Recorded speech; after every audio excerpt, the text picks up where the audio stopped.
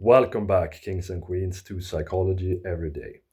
I have started my course in clinical psychology at the psychology program, so what could be better than getting to talk to a clinical psychologist on Talking Thursday?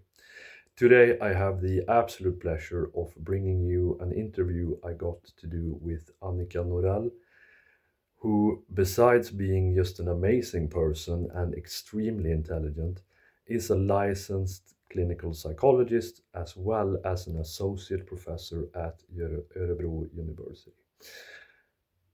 We talked about intelligence, narcissism, clinical psychology, her favorite story or highlight, and since she does research on sleep, and I know we have a lot of athletes and people that enjoy fitness training, competing in arm wrestling, powerlifting, Olympic lifting, and so forth, I of course asked her how to improve the quality of sleep and recovery. Enjoy. Super easy question, by the way. We are friends, so I'm sorry if I put you on the spot. But what is intelligence? What it is. Well, I suppose it's how well you do on an IQ test. Perhaps. To some, sure, I can see that. I feel like some of the um, most intelligent people that I've ever met would only by sort of partial correlation do well on an IQ test. Because the ability to sort of creatively think out of the box doesn't really seem to be part of any IQ test. Is that because it's so hard to quantify, or? It's not really been perceived to be important. Think about where the IQ tests came from originally. Mm. It was a way of making sure that you understood children's potential for doing well or poorly in school. So it's very closely tied to how well you perform on tasks that you need to perform well on to get good grades, or Yeah. at least not flunk out of school. Yeah. So, and being creative, it might not be a skill that is applauded in Yeah. a school context. So maybe we have a clue there. Yeah, it dawns on me that perhaps originally it was more to screen for poor intelligence rather than high. Yeah, that makes sense. But I agree, there are a lot of things that are missing from a very basic IQ test, of course. If you want to think about how well people do in life in various contexts, of course, social skills are really, really important. Some people are really, really good with other people, and Yeah. they make friends. They want make people want to help them with things, Mm. and so on. And being creative, absolutely, also very useful. And also some kind of problem-solving skill that is not just to do with, twisting and turning um, inanimate objects on an IQ test, but more like realize now, something has happened. I've encountered a problem in my life. How should I go about to solve it? Yeah. Almost like seeing an inner flow chart Yeah. and knowing how to progress through Yeah. that. Yeah. That's also very, very useful. Yeah. Useful life ability. Yeah, there's a theme to all of these things, I imagine, because both thinking outside of the box and um, being a great problem solver, that is, I guess, being flexible in life. So it is a sort of cognitive flexibility, because if you have a certain skill set, but that skill set is not applicable, even if that skill set is amazing, then you're not flexible, I guess. No. But one thing that I quite often notice with people with high IQ is that even if they might be very rigid personality-wise, they might have the ability to understand that there is more than what I can see and more what I can perceive. There are more perspectives. There might be something more I can try or I can learn, or Yeah. or I can work with myself to achieve certain skills that are not natural for me. So a high IQ can compensate for a lot of skills or natural talent that you don't have. Yeah. Yeah, I feel like intelligence is probably one of the greatest gifts that you could ever have. But some people use it as, I don't know, a status symbol, and some people use it to slingshot their understanding and learning of everything. So it could be greatly beneficial, but to some people it's certainly a detriment. I've met people that have scored so and so high on certain tests, and they take it as they're all knowing. Yeah, And, yeah, a bit like because I'm a person with high IQ, my intuitive idea about something or my quick grasp of something, that must be the truth. yeah, exactly. And I don't need to study this properly because I intuitively got an idea that this must be correct. Yeah, that's horrible. And I read someone's opinion. I think it was a CIA guy actually, and he said that smarter people are much easier to manipulate and influence because they learn faster. So propaganda bites intelligent people more because anyone that's watching, and this is a psychology podcast, and it's about clinical psychology, so there are probably certainly some gifted people watching, know that you can sort of listen to something on half an ear and learn it anyway. And that's exactly the reason why these people are more sensitive and vulnerable to propaganda and commercials and stuff like that. They hear a jingle on the radio once, and it's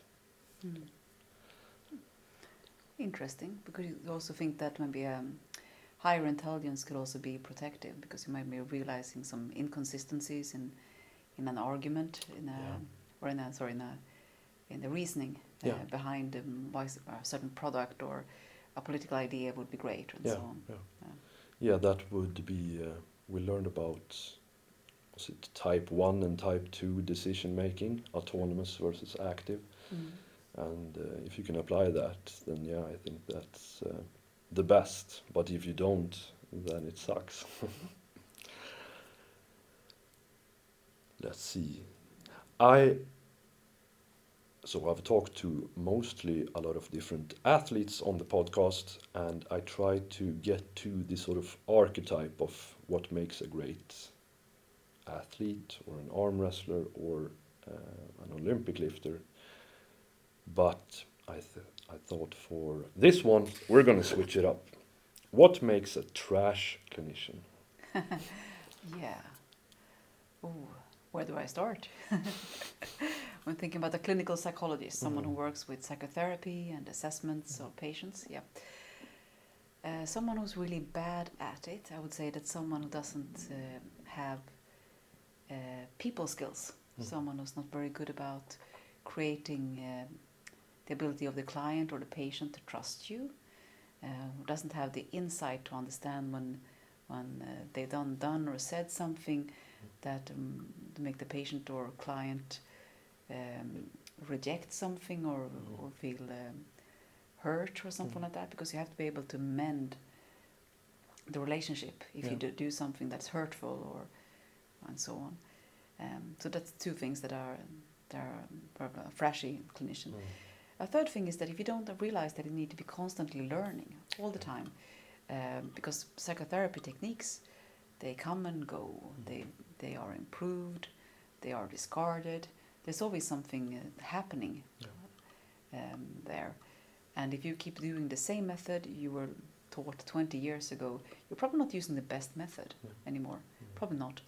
And even if it still is the best method, you're probably not using it as it was intended, because we do tend to slip over time, especially if we're getting a bit cocky and we're thinking that, I know this now. I don't need to look in my manual. I don't need to take any more courses. I don't need supervision. Then what we're doing will start to slide towards something that is, it's not really the core techniques anymore, not really maybe not even the best Yeah. ideas anymore. It's something else that we created ourselves. And if we're extremely lucky, that's something that's better than Yeah. what we learned originally. But most often, probably not. Probably it's just something that we keep using because it's easy and because we believe in it ourselves and so on. So yeah, to not understand that you need to keep learning and need to keep monitoring your own skill set to make sure that it's comparably, well, at least good enough. So arrogance. Yeah, I suppose arrogance or laziness, or sometimes I guess not having enough time to improve your skills, and that's more of a workplace issue, to be honest. It definitely is. To not evaluate yourself, to not make sure that your patient outcomes they are reasonably good. Just a simple idea: have all your patients complete some questionnaires the first time you see them, and ask them to complete the same. For instance, like a symptom checklist, something. At least every other time you see the patient. And that's important, not just before and after.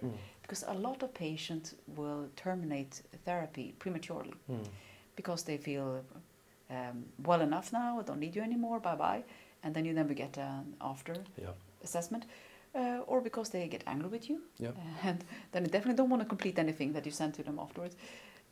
Or just because something else happened, or they moved, or who knows.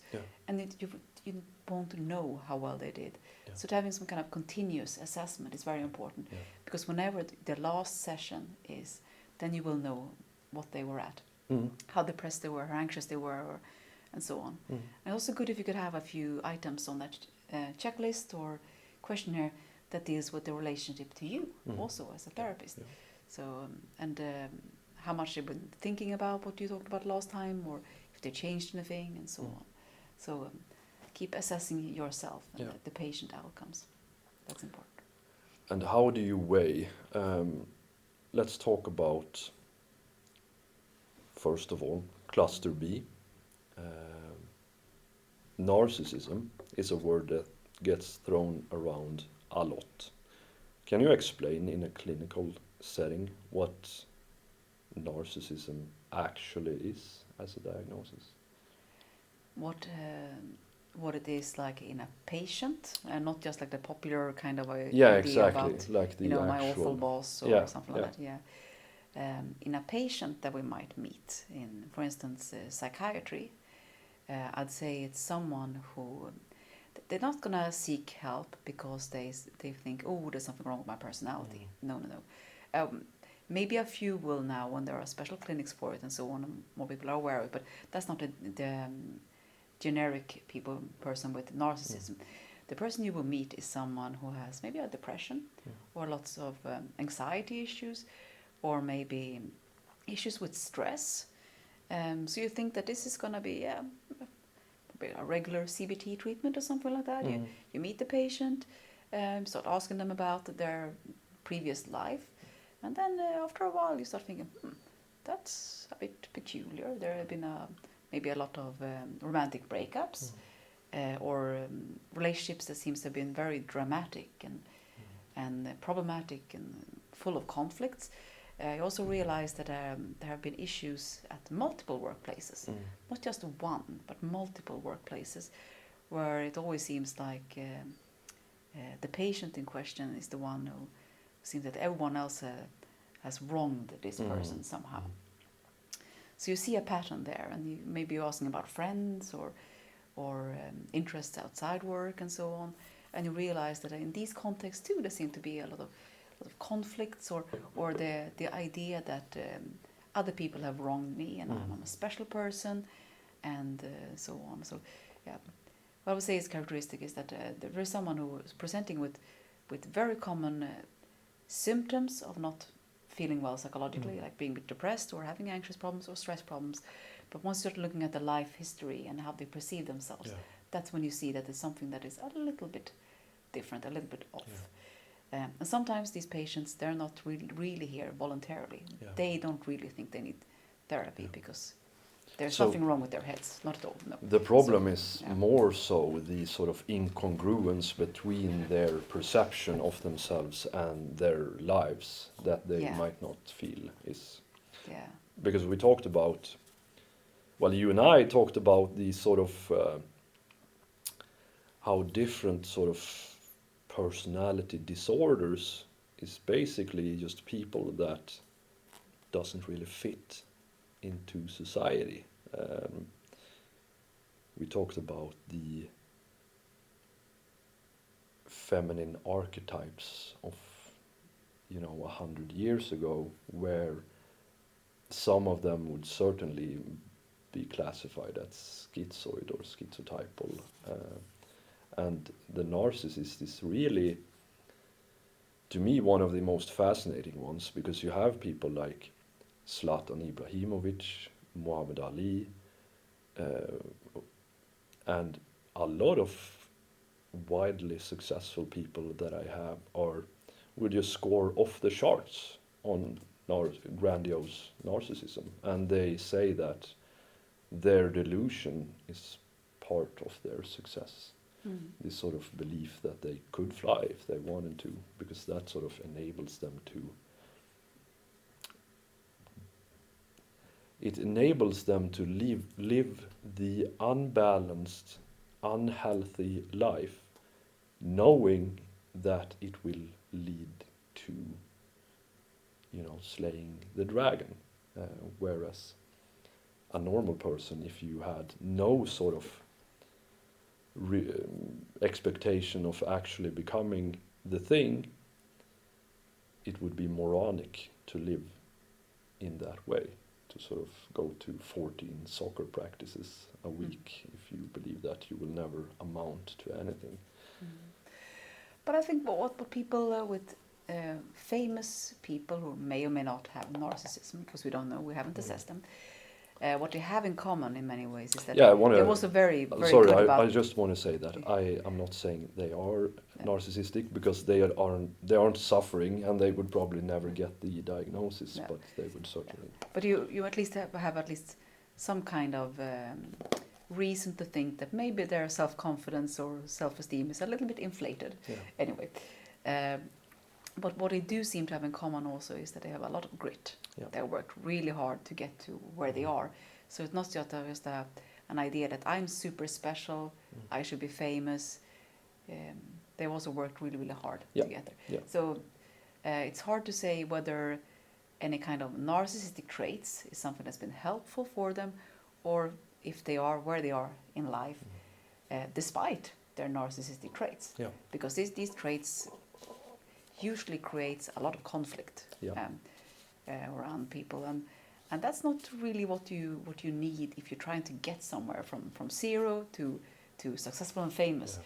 You need to be good with people. You need to be able to be but flexible and a people person. Sure, but you I have think to have an extreme talent, a super extreme talent to be able to put up with you otherwise. Yeah, because otherwise it's a little bit like thinking that because there are a lot of famous artists, like singers and so on, who also seem to have been heroin addicts. Yeah. You will think that this might be useful if you want to have a career in music. And I think that's more like they did that despite their addiction. Yeah, I guess. I just keep coming back to the idea of Zlatan, and he has a lot of people has had huge problems with him in his own team, and especially in Sweden, where we have the jantelag, which is basically don't dare think you are anything special, which of course is wildly a huge contrast to the grandiose narcissist. But I want to tie this back into clinical psychology and ask you, someone like Freud, who certainly had a lot of haters, let's say, didn't really care about what anyone said. When does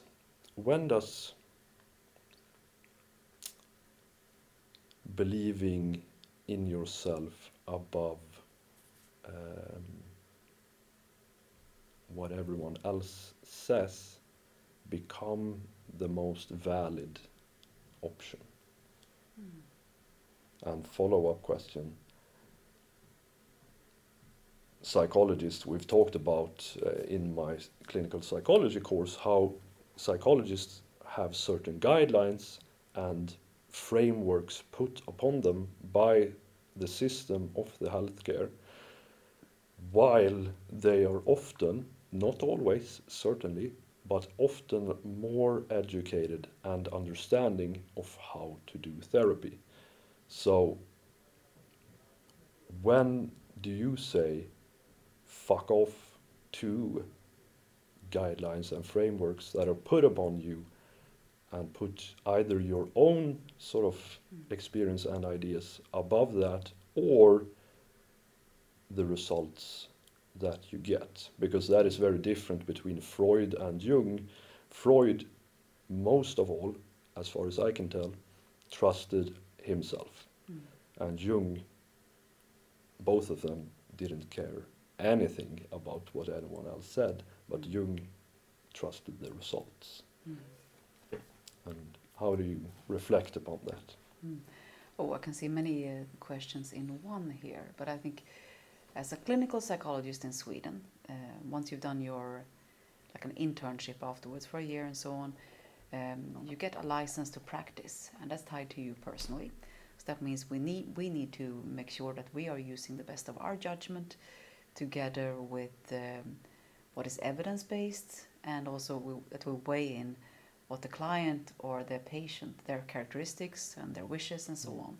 So we're meant to use an evidence-based practice, but according to what we think is the most, the best way of working with this particular patient in this context. So there's a lot of responsibility legally that's weighing on us. And to that extent, I think that we are obliged to listen to our own common sense first and foremost, but not being like we're like a singular person, one here and one there. We should use ourselves as a collective, discuss things with colleagues at the workplace, with our professional and society and the union, for instance, so on. So we need to be. This need to be more of a group activity, discussing things together and so on, and pushing back when it comes to unreasonable, more or less political ideas on how psychotherapy should be conducted. Because sometimes these ideas come from a political point of view that has nothing to do with how good treatment or good enough treatment can be conducted. For instance, when you put a barrier upon how many psychotherapy sessions are you allowed to give. Certain patients may not be realistic at all if you're within real psychiatry, where patients usually have multiple diagnoses and issues, and just seeing someone for 10 sessions, maybe you can get help with something that it's something very recent or something that is pretty minor, but you're not gonna change someone's personality structure or get to the bottom of why they're choosing unhealthful relationships or something like that. So I think that you should listen to yourself, but you should also listen to other people that are your peers, your colleagues, and so on. So if you were to make, I'm just putting you on the spot, if you were to make a pie chart and you have sort of percentages, you have the sort of guidelines of the healthcare system, you have the psychologists, not the psychologists, not the single, but the individuals, but the collective, I mean. And then you have the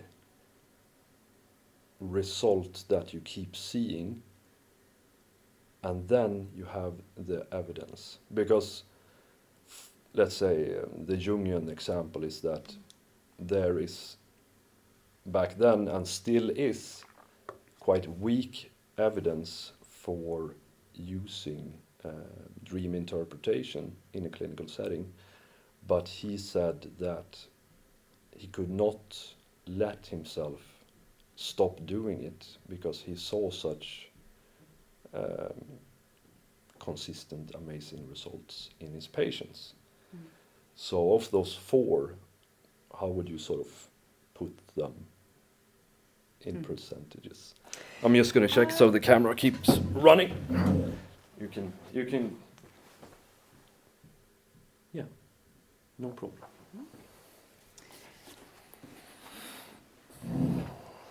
I would be a bit reluctant to use a pie chart because I think that depends on I know, every specific patient. Yeah. But if I could prove to myself that I am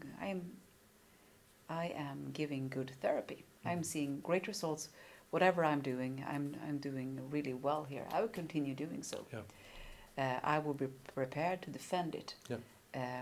When it comes to, if I'm doing something that is not an evidence-based treatment for, say, depression, I'm using some other, maybe a dream interpretation or something instead. But my patients, they don't have the diagnosis anymore when they walk out of my office. Yeah. I treat them, that they receive full remission or something like that. Yeah. Then I would document it in the patient charts and so on, and I can defend that. Yeah. I'm doing something that's good enough, or more than good enough. If I don't have that kind of proof, well, I would want to see what the evidence base is for what the policies are saying that I should be using. Yeah. Because sometimes the research there, I would always go back to the original research. I would read the reports and so on. And I would see, well, are these patients like my patients? Or are they like the young, attractive, verbal, intelligent, sexy patients? Successful, sorry, not sexy. That's a Freudian slip. Yeah. Or are they more like realistic psychiatry patients or not? Yeah. Because if the research is based on people that are very different from the people I meet, then there's definitely some grounds for trying something different. Yeah. But always document what you're doing, justify it in the patient charts and so on. So make sure that you're transparent with what you're doing. If you're doing something that is novel or is different than what you've been meant to be doing. Yeah. But we have to trust our own judgment and our own education that we received and so on. But we also have to make sure that we're always keeping up to date with things. Yeah. Not getting lazy with that. Yeah. So I think a lot of it, I would say that a lot of it rests on the individual clinical psychologist's shoulders to carry. The responsibilities will always be on us when it comes to legally, if someone's unhappy, and report us and so on. Yeah. Yeah, because I feel like one of the things that I have not been super happy about the psychology program, but that I realize is very good, is how much scientific theory there is in the program. I would say it's close to 50%. And only after doing so much, so many courses and spending so many hours with scientific research and evidence, I began to understand sort of how it works. And as you know, the University of Gothenburg is under siege for their sort of psychodynamic approach. And the critique is that their method is not as scientifically backed by evidence as cognitive behavioral therapy. But when I looked, first of all, when we learned about what is falsifiable and quantifiable, I understood that some things are very hard to measure, but that doesn't mean they're true. Like intelligence, very hard to measure the latent factor, the underlying thing, but we understand that intelligence is a thing. But it wasn't until you and I spoke of the evidence of Jungian therapy that it sort of clicked on me. There are thousands, hundreds of thousands of research papers done on cognitive behavioral therapy, and very, very few on Jungian psychology. But if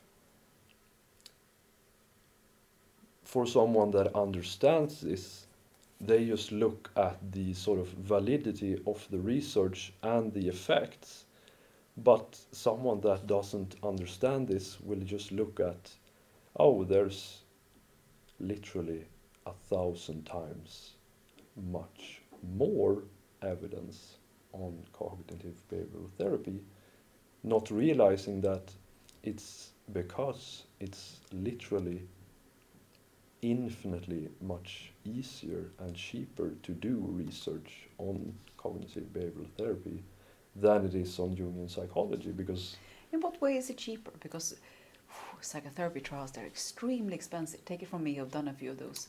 I wouldn't say it's cheap with CBT either. It's very resource consuming. Relatively, but the research that they've done on Jungian psychology, it's on a so much bigger time span. And then, of course, you have to have people that are trained in Jungian psychology, which is very rare and very expensive. Whereas doing research on cognitive behavioral therapy, I imagine you could sort of, I don't know what's the English word, latch on to therapy that is already in progress, whereas it's hard to find Jungian therapy in Sweden to even, maybe you would have to do it for the sort of research project. Yeah, that's of course going to be complicated to even start a clinical trial. I suppose to some extent it will be up to the Jungian therapists and researchers to conduct a few more trials, try to gather some evidence in that case. But we also have to think about why is evidence-based treatment such a big deal? And the big reason is because, in Sweden, you can get psychotherapy that is heavily subsidized if you're seeking help within the healthcare system. And if you want taxpayers to pay for something, then they want it to be time efficient and want it to be cheap. So any kind of short psychotherapy that it seems to be effective, that's going to be, those therapies are going to be the winners. Something that takes years and years and doesn't have the same evidence-based, and those therapies are going to lose out. If it just has to do with people paying out of their own pocket and seeing this as a way of developing themselves and maybe more like a positive psychology kind of thing, self-exploration and so on.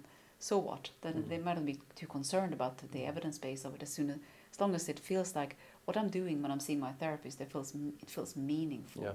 This helps me develop. Then that's great. But then you're not asking taxpayers to fund it. So that's a big difference there.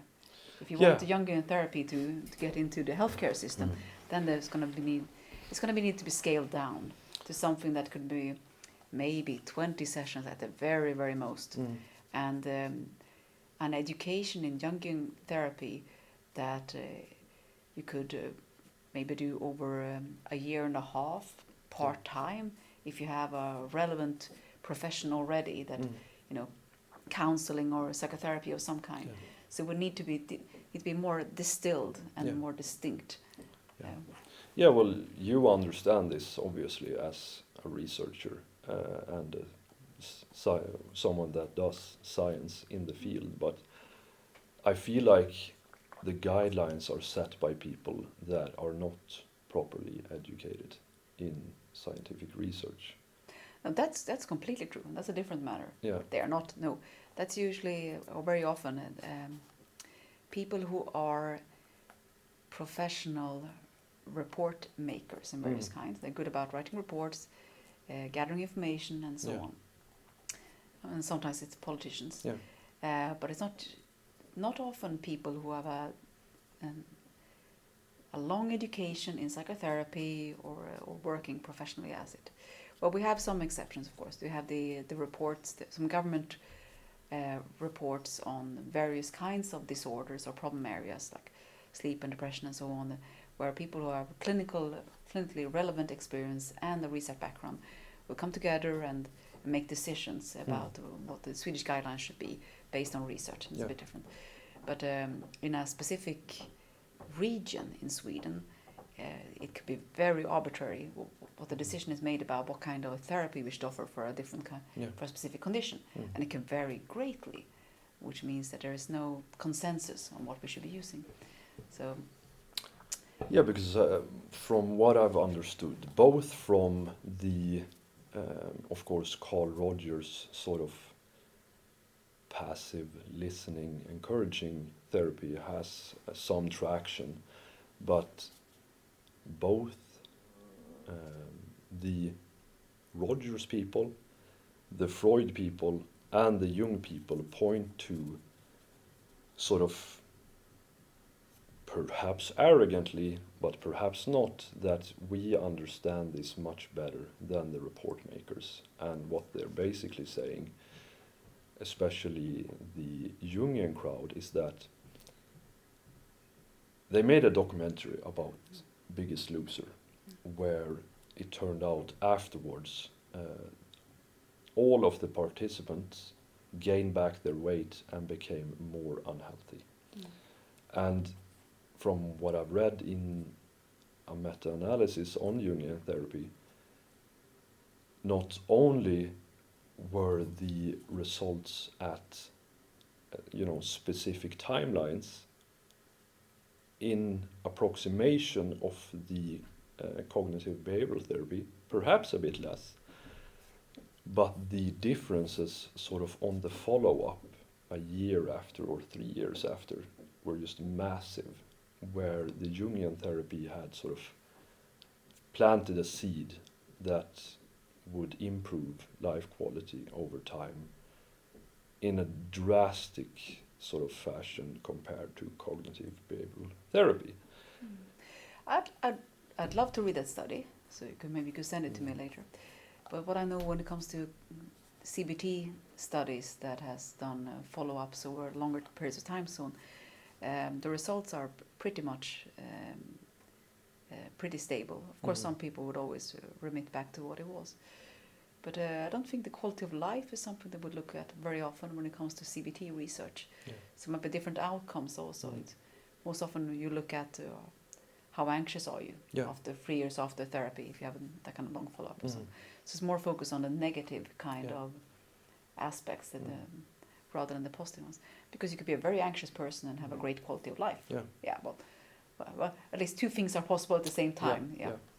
Yeah, I don't know what the exact measurements for the quality of life was, so I'm going to have to look into that. But one of the points of the meta-analysis was that these people went from a sort of negative place and went beyond a sort of neutral place and into a positive place. So it was from pathological to the things we talk about in positive psychology as an after effect from the therapy. And when it comes to sort of the taxpayers and efficiency, that would be, on a larger scale, more effective and cost effective, I imagine, if it's true. Oh, you'd also have for thinking that what you said now is correct, according to a study which I haven't read, well, you still have the issue of availability. Yeah. Because if you're going to have someone for 50 sessions or more, then there are the patients who will be waiting for a very long time to receive any help at all. Yeah, my only point was that I stand by Gothenburg's university to try and fight for what they truly think is, the best outcome. Because if I have to weigh whether I trust them or these sort of people that create the guidelines, I weigh 51% for those people, because they have this sort of, they know the science better, at least, I believe. Well, I think it's your enthusiasm for Jungianism is very contagious. It definitely got me reading and thinking a lot about it. But I'm also curious it's be very, very interesting to see what you are enthusiastic about once you're done with your education. Yeah. Because it's still pretty early days in many ways. And I know from experience that what you're enthusiastic about during your first couple of years of this program may not be what you end up working with at all. Some people that I went to university with, they are doing something completely different. now. So Yeah, and they're I'm sort of just being rebellious as yeah. well. When I talk to someone that is just opposed to psychology, I will use the cognitive behavioral therapy as a bat, and because it is brutally effective, easy to learn, which is easier to learn, which is a huge, beneficial factor because it's a therapy that is very difficult to learn is not the best to teach either. I'm really curious about what you. It's easy to be a rebel when you're a student. Yeah. I identified as a rebel too. Yeah. But then all of a sudden you're a teacher. Yeah. At the very same program that you were rebelling against, and then you get some cognitive dissonance. Yeah. Trust Yeah. me. Yeah. Yeah. Well, I guess we'll see. Yeah. But I don't like bending the knee, so maybe I'll just never get a job again. I will have to go back to construction. Or maybe you'll have your own private company. Some people do. Yeah. Don't have to adjust to weird guidelines or anything. Yeah. What's your favorite highlight or story from working as a clinician? Wow. Wow. Should I do something that paints me in a good way, or should we do Something like that biggest made you biggest happy. mistakes, or No, something that made you happy. something that made me happy? Yeah. Oh, I can think of so many different things, but I can think of one occasion. Happy? No, maybe not happy, but gave me a lot of insight. And I have to remove a lot of details now because I'm not allowed to talk about patients, current or previous. But this was someone that I had worked with for a while, and we've not really seen much progress. And it was a little bit difficult for me to get a grasp of whether or not this patient trusted me at all. And for reasons I can't disclose, this was a patient that I saw in this patient's home. So I went there weekly to see the patient and work with something that needed to be addressed. And maybe after seeing each other like that for a couple of months,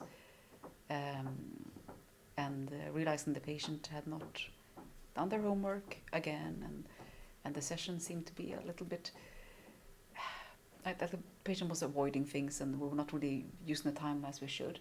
And I just basically said that I don't care if we ever work on these specific things that we're meant to be doing today, but I really like to help you. So what can I do differently in that? We had a conversation about that. I didn't think much about that, and we were slowly starting to make a bit more progress over time.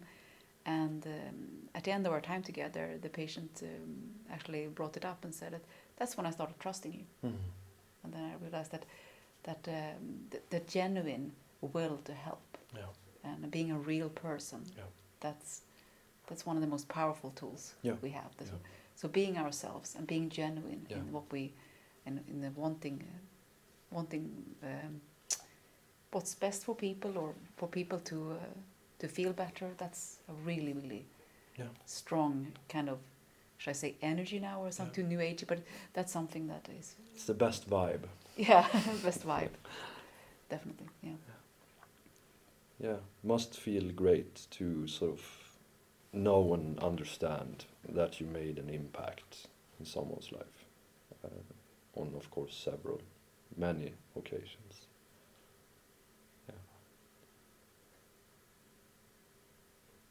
I'm going to talk to you about the last question, because we have a lot of athletes watching the channel, and other people that benefit from this.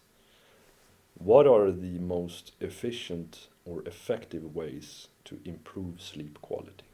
In that case, I want to know what's sleep quality. Yeah. Recovery, I guess. Recovery, yes. All right. Yeah, I know a little bit about sleep when it comes to athletes, because I've been part of a couple of papers on that topic. Athletes need more sleep than the average person. So one thing as an athlete you need to do is to look at the general guidelines, and then you should probably add an hour or two into what you will need per 24 hours. To improve sleep, well, I suppose they're already exercising, and that's something that will give them more deep sleep or stage 3 sleep. So they're probably maximizing that aspect already. Hanging out with other people, having a social context is something that also creates a greater contrast between being awake and being asleep and gives us more deep sleep. So if they're not having much social time, maybe they can think about adding some of that. Learning new things is also something that improves sleep depth in various ways. I would guess that athletes probably do. They're probably ambitious people in many ways. So maybe they're already studying something or learning something new. Or learning physical skills, I guess. I don't know if skills. that is applicable. But the best thing to do if you want to increase deep sleep is to learn something that's a bit further away from what you are already doing. So maybe rather than taking up another sport for fun, maybe you should try learning a new language or something that activates, or it's more of a steeper learning curve for you. Do something different. But I suppose keeping regular habits, which I assume most athletes would do. Some, not all. It's a very big difference between various sports in how they sort of live and how rigorous they are. It would actually be super fascinating to do a Big Five model on different sports, because I can tell you that the conscientiousness levels would drastically vary between. But I suppose what it boils down is to prioritize sleep. And realize that you probably need a bit more sleep than the average person who's not doing so much physical work. To make sure that you're doing things that are increasing the level of deep sleep for you, like being social, learning new things, exercise is already there. Also to think about maybe removing things that are making the sleep time less beneficial. Alcohol before you're falling asleep, or say 6 hours before you're going to bed, is not a great idea, because that's going to put a hamper on the sleep architecture. Same thing goes for nicotine. All the illegal drugs, most of them are pretty bad for sleep. So that there are some things you could work with there also. How does sunlight affect sleep and the lack of it?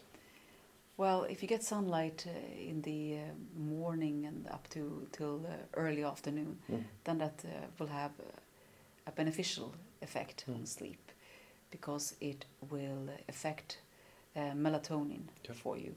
So it's like one of those children playground things, when as long as you're pushing it down on one end, you're going to have better conditions for sleep at the end. So if you're going around being pretty passive and not and it's dark everywhere and so on, then it's not that different from going to bed and falling asleep. So if you're being active during the daytime, if you're outside, if you get sunlight, even if it's overcast, it's always better to be outside, then you're creating more of a contrast, which makes it easier for the body to flip a switch and make you sleepy and make you sleep better. Do you know, might be a difficult question, but I don't know the word for it in English. Does sunlight activate our nervous system? Because I have worked various different jobs where I have been outside, and a lot of times, the sleepiness or grogginess dissipate in different people at different times, but for me it would often dissipate a lot faster when I got outside. But doing work outside, I've done several types of physical labor, both permanently indoors and outdoors, and even mild manual labor outdoors would make me a lot more sleepy than heavy manual labor indoors.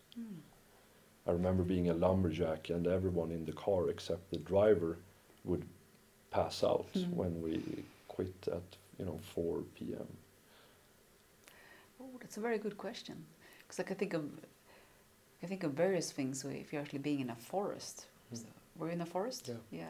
Because there are some things that are also very beneficial for getting sleepy in many ways. It's so very relaxing about uneven shapes, nature and so on. I don't know is my answer to that. I don't know. But being outside in nature is beneficial for mental health and physical health in general. So why not sleep? So it might not be the sun specifically. Yeah. Okay. Well, thank you so much for doing this sort of interview. You're welcome. Thank you for having me. Yeah. I will talk to you after the recording. Goodbye, YouTube. Have a great day. I will see you tomorrow.